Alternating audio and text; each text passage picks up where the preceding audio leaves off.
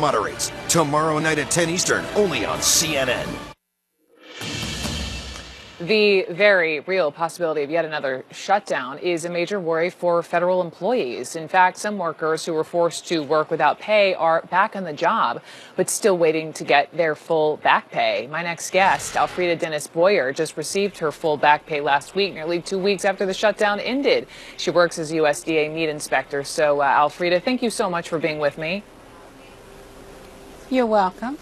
So I want to get to how you're feeling now, 4 days out from another potential shutdown. But first, tell me how tough the last go round was for you, because I was reading that when you first got your check, when you were beginning to be paid back, and you thought it would be for more than $9,000, it was instead for what?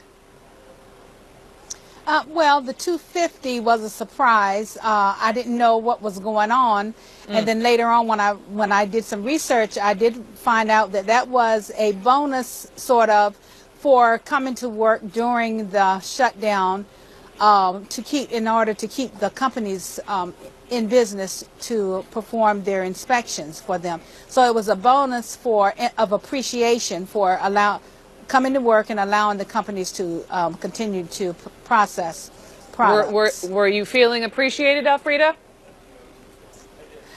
Well, I was appreciated. It was nice that they gave us the bonus, but I was really looking for the money that I earned, Which you have eventually gotten. Yes.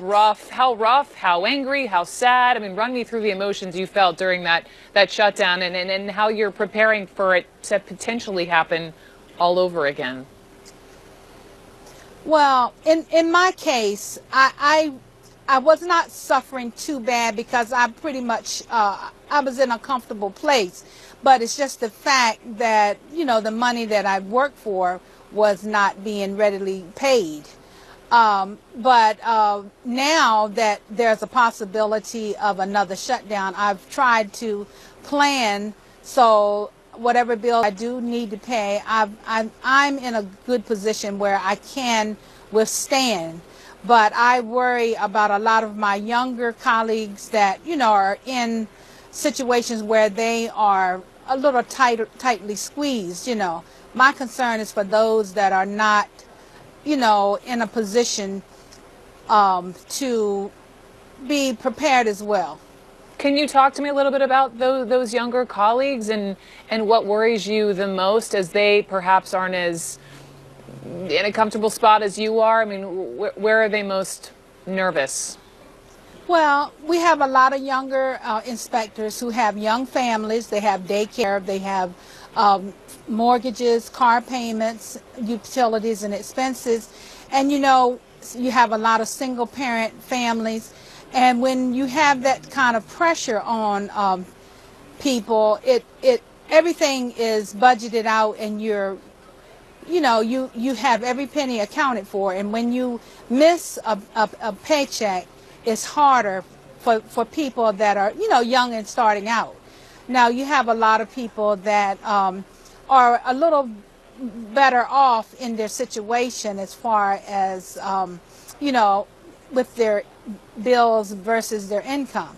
But the concern is when we work, and, with us being essential employees, we're expecting to be paid, for the work that we've done. That's the concern. It's a perfectly normal concern, and I just wanted to know from you. I mean, it sounds like you're the kind of woman who thinks and plans ahead when you can. But this Friday, you all may be going through this all over again. Have you wrapped your head around that? Well, we're hoping that the president is going to make the right decision and use whatever other alternatives that he can, because I'm hoping that he realizes that people are real and have real situations out here, that when he does this type of thing, he's not looking at the big picture of the people that are involved and how he is impacting their lives. We're real people, and I feel, is not in touch with the reality of how people live from day to day, week to week, check to check. I don't think he's ever had that situation to deal with. And I would like him to think about what he's doing, with just a regular person that, has to work and live for a living. Of course. That's the concern of working people. We're working class people. Understand. Hopefully he is thinking, and hopefully he is paying attention, and hopefully this whole thing gets resolved by Friday. Alfreda Dennis Boyer, thank you, ma'am, so very much. Thank you. Moments from now, speaking of the president, he is set to leave for El Paso, Texas, where he'll be holding his first rally of 2019. That happens tonight. And next, Democratic presidential candidate Senator Kamala Harris is answering questions about her black heritage, her marriage, her role as prosecutor, and the race for 2020. President Trump receiving all kinds of backlash over his tweet, which appeared to mock the genocide, which killed thousands of Native Americans. It came after Massachusetts Senator Elizabeth Warren officially entered the presidential race just over this weekend. And so President Trump tweeted this regarding Senator Warren and her claims of her American Indian heritage. Quote, today, Elizabeth Warren, sometimes referred to me as Pocahontas, by me as Pocahontas, joined the race for president. Will she run as our first Native American presidential candidate, or has she decided that after 32 years, this is not playing so well anymore? See you on the campaign trail, Liz. And so take note of the word trail, all in capital letters, and a lot of people are taking that to be a reference to the Trail of Tears. The Trail of Tears, it was a forced relocation in the 1830s of reported 17,000 Native Americans that led to the deaths of thousands.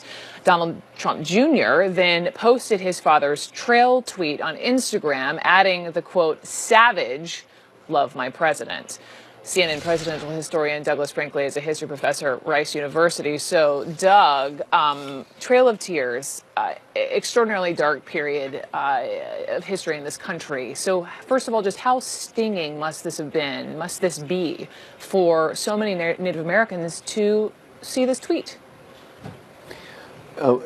Incredibly disturbing to Native American community. Donald Trump continues to mock Native people, to belittle their history. The Trail of Tears was nothing short of a genocide of, the forced relocation of Creek and Chickasaw, Choctaw, Seminole tribes from Alabama, Georgia. They had to do a forced march to Oklahoma. They died of dysentery and frostbite, inhumane conditions. I don't use the word genocide often, but one could say the Trail of Tears was that. It's such a loaded word. And here Donald Trump and his son are making fun of it as it's a big joke. But unfortunately, our culture seems not to be, we're dealing with blackface issues in Virginia, yet where Trump sat in Washington, D.C., you have the Washington Redskins. How does an NFL team keep a name like that in 2019? So our whole country could use an education history primer course on Native history, and particularly how ugly and grim the Trail of Tears was. Just even to add to it, the president then, Andrew Jackson, 7th president of the United States of America, his role in the Trail of Tears. I mean, this is a man whose portrait hangs prominently in the Oval Office, and a man the president says he admires. And Andrew Jackson used to be ranked as one of the top presidents. He's slipping in polls because of the Trail of Tears. Andrew Jackson ran for the presidency on a policy of Indian removal, much like Donald Trump's Build the Wall. It was a chant of the era. Gold had been found in Georgia.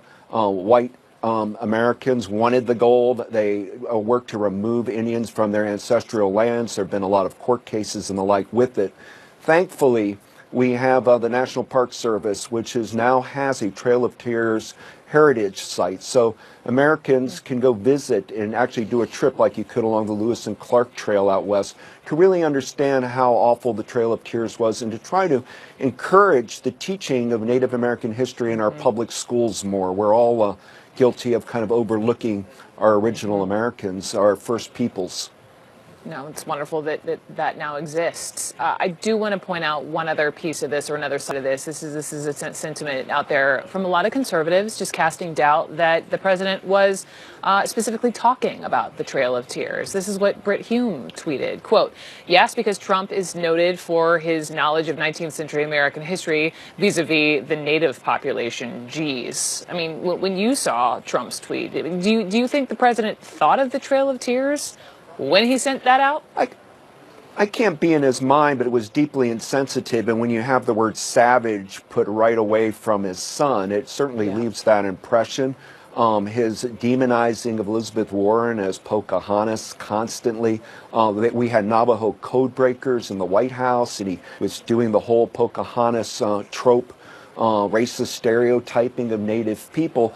If he didn't mean that, then he should immediately put a tweet and say, my gosh, I shouldn't have done that. I think it's fair game, incidentally, for President Trump to mock Elizabeth Warren's, kind of phony Native American heritage claim. And he might make a joke, could she be the first Native American president? I think that's when the bounds of decency. But when you start belittling earlier he belittled the big Battle of Little Bighorn and Wounded Knee Trump, and now Trail of Tears. It's a president that knows nothing about Native American history and is just trying to get barroom laughs via using Twitter account.